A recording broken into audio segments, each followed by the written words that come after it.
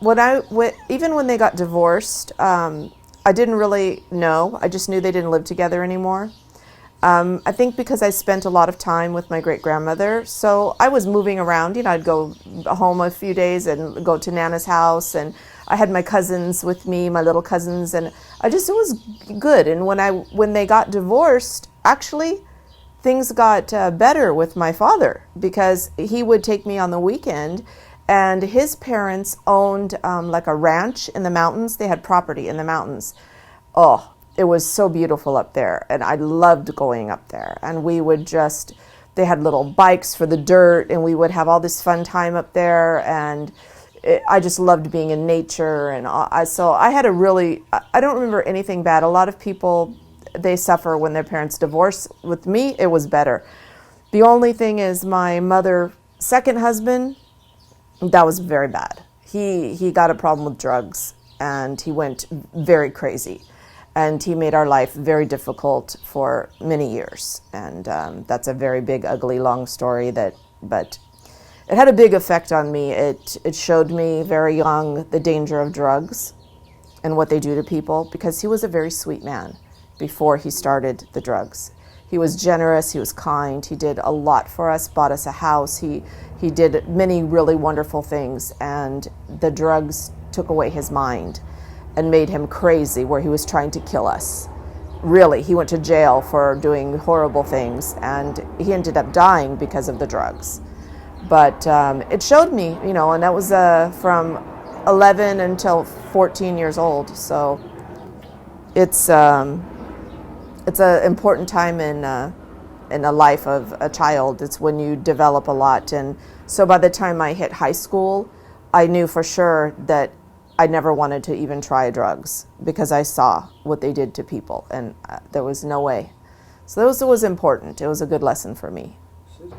I think the biggest reason for divorce is that people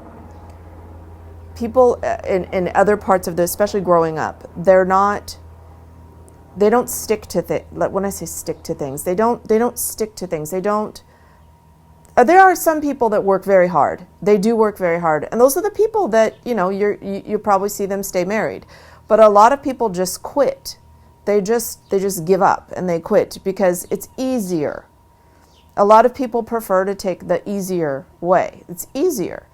It's much easier to walk out a door than to sit and try to understand why somebody's upset with you. It's much easier to tell your child, go to your room, than to sit and try to figure out why they just broke what they did. Why? Were you angry with me? Get them to talk.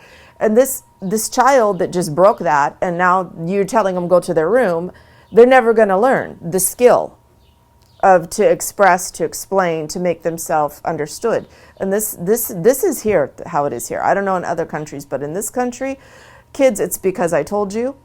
I'm the mom, I'm the dad, I'm the boss, I'm the teacher. You do what I say, this is the rule. And they learn very young, okay, I'll just shut my mouth and I'll just go and I will do something when she's not looking.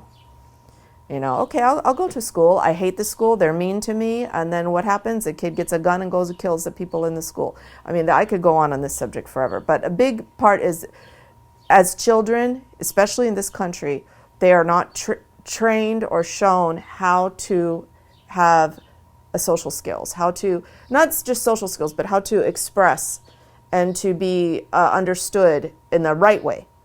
So this is why you see gangs, and you see girls that are half naked, and you see boys that, have spikes through their face, and all this stuff going on, because they're trying to express what they were never able to learn as children. And then they grow up and they have to be married to somebody. They can't talk to their friends. They don't know how to have communication, real communication. So they get with someone that they like, they think is pretty or whatever, they get married, and then the first time there's some real problem, they can't work it out. They don't have the skills. And I think that's the big problem. I think that's the problem with the whole world. But for marriage specifically, if you don't have the skills, how do you communicate? How do you, and then, if you have a different culture, a different nationality, then it gets really difficult, because you have to deal with all that. But basically, I think it's that people just don't, they give up. It's too hard. It's much easier. There's somebody else right there. The availability, the ease of getting a divorce here. You know, you don't need a lawyer. You don't need money. You can go down. If you don't have money, you don't even have to pay to get the divorce. You can sign a paper. I don't have money, and they give. So it's so easy. It's nothing. It's nothing. Okay, I have to speak just from what I've seen, my experience. Mostly my exposure, my immediate exposure has been to the Catholic faith, because I was married, my first husband's whole family was Catholic. And so that was my experience with Catholic people. There were a huge, huge family. I don't know, 90, 100 people just in this immediate area. There's so many. And what I saw, though, was that it didn't really seem to matter. And there were a few of them that would attend church and that seemed to try to follow some kind of lifestyle. But in general, no. In general, I didn't find, and actually I haven't found, this is the reason that I came to Islam, because through all the other faiths that I looked at, and I studied a lot of them, I just couldn't find any where people actually lived. They would preach it and they memorize it, and you could talk with them and they could talk for hours about their beliefs, but you never really saw it implemented in the life. And back to what you said about marriage, I mean, I didn't even go into that subject because I would talk for 7 days just on the subject of having faith in a marriage, because in the USA, a huge portion of people don't really have, I mean, they say, oh, I'm Catholic, or I'm Christian, or I'm Jewish, or I'm this, I'm that. They say it like you would say, I am Swedish, or I am Dutch. They doesn't mean this is their religion. They believe this like a spiritual way of life. It's just, well, my family, I mean, I guess if I was going to do that, I would say that I was a Baptist, because grandma was a Baptist. But they do that. Even Muslims. This is a big subject for me too. I know so many. But back to the marriage thing. There's a huge void where people just don't have the faith and the belief. And you know, if they had that, then we wouldn't have divorce. I mean, really, because they wouldn't get married in the first place.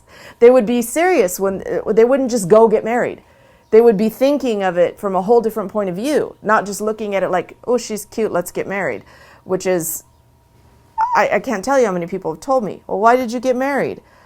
Well, I really like him, or I really like her. Oh, really? You know, the God doesn't enter the equation at all with most people, and especially here in this country. I just feel that. I'm probably going to get someone telling me I'm wrong, but okay. I don't really remember a lot about the early years of school. My parents were very young, like I said, and they moved a lot.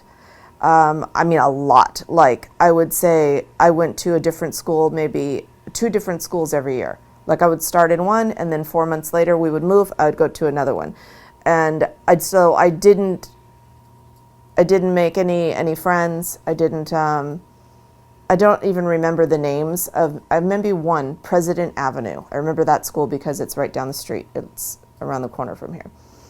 And I ended up there 2 times. One at kindergarten, and then later we moved back, and then I ended up at the school again. But we moved so much. And then when my mother remarried the second time, I was living with my great-grandmother for a little while, and so I stayed 5th grade, 4th grade, and I was in so many different schools, honestly. The only school that's clear in my memory is the Baptist school, because it was so different, the private school. And then when my mother divorced her second husband, we stayed. We finally got a place and we stayed. So for high school was good. High school, I went to Redondo Union High School in Redondo Beach, and went there all 4 years. And in that school, you're not going to believe this, but I was what they call a heavy metaler. I was into heavy metal music, and I was a strange person, though, because I didn't do the drugs. And I didn't do the things that all of the other kids that were into that music did. I just listened to the music.